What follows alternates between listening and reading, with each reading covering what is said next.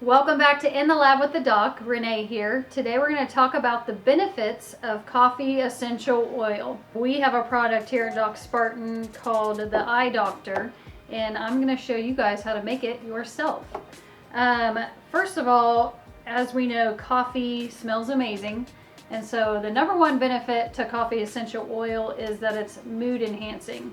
So just the smell of it, can really make your day go so much better. There are some people that just don't like the taste of coffee, that can still get the benefits of a coffee essential oil without having to drink coffee. One of the main benefits to coffee essential oil is what it can do for your skin. It's full of antioxidants which help fight aging. It can increase collagen and elastin, making the skin look and feel firmer.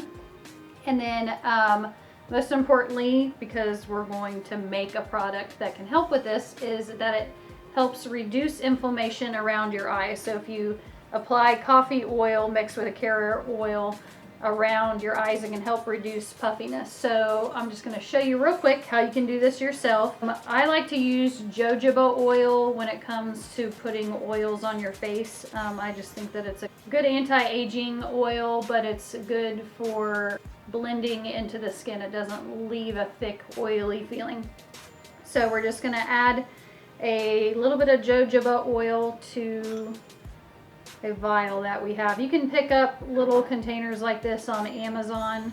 Obviously we have tons of them just laying around here because we're a skincare company. This is about 10 milliliters. So we've got it filled up with jojoba oil, and I'm just going to put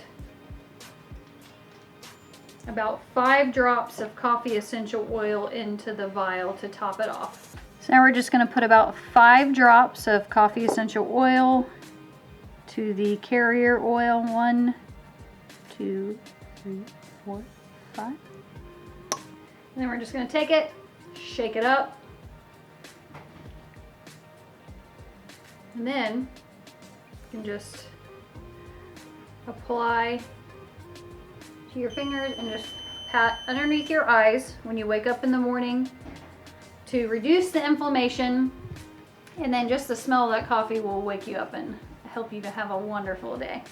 So that is all today for In the Lab with the Doc. Be sure to like and subscribe, and we'll see you next time.